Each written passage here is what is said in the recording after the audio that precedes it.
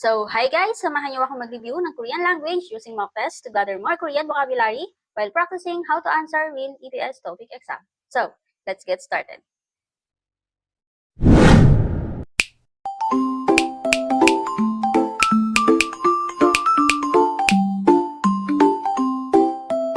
Let's start with reading and analyzing the instruction. Kasi kapag hindi natin binasa at inintindi ang instruction, hindi natin alam kung paano natin sasagutan yung mga susunod na questions.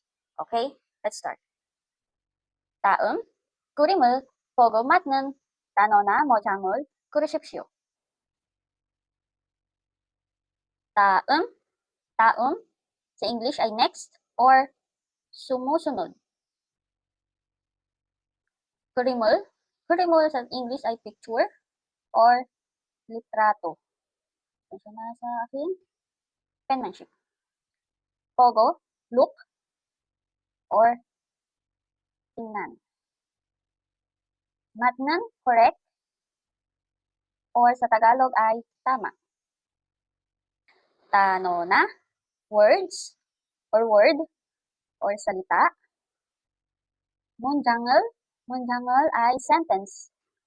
Sentence or pangungusap. 고르십시오. 고르십시오. Please choose. Or pumili. So, i-analyze na po natin. Sa English muna tayo. Look at the next picture. Please choose the correct words or sentence.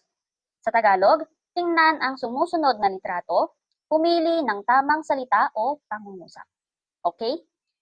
Number 1. Ano po ito? Bag. Big bag. So, yung mga choices ay itatranslate din natin siya into English and Tagalog para mas malaman natin kung ano ba ang tamang sagot. Okay? Dito muna tayo sa number 4. Antyong.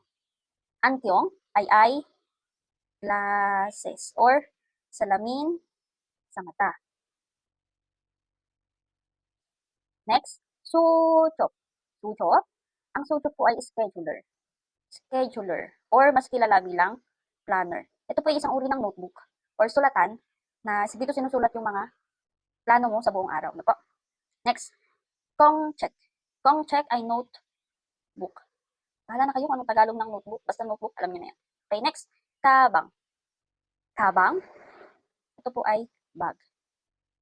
Tagalog ng bag, kaya niyo na yan. So, kabang, bag, kongcheck, notebook, suchop, scheduler or planner, antyong, eyeglasses or salamin sa mata. This is bag, ang tamang sagot, number 1. Okay? Next, let's move on to number 2. Ito po ay gunting or scissors. So, ganun ulit, ita-translate natin into English and Tagalog para mas maintindihan. Then, eliminate. Okay? Kal. Kal sa English ay knife or, ano sa Tagalog ang knife? Kutsilyo. Kutsilyo. Okay? Chotkarak. Ang chotkarak ay chopsticks. Chopsticks. No? Hindi ko alam kung ano Tagalog ng chopsticks. Alam niyo na yung chopsticks yung ganun. Okay? Next is sutkarak. Sutkarak ay kapartner ng chotkarak. Spoon. Spoon ay, ano spoon? Spoon ay kutsara. Okay, sabi siya, kapartner siya eh. Kawi. Kawi ay scissors. Or sa Tagalog ay gunting. So, eliminate. Kal, knife, kutsilyo, hindi. Chotkarak, chopstick, hindi. Chotkarak, spoon, kutsara, hindi. Kawi, scissors or gunting, tama. Number 2 ang ating answer.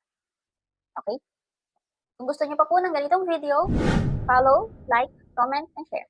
Thank you for watching!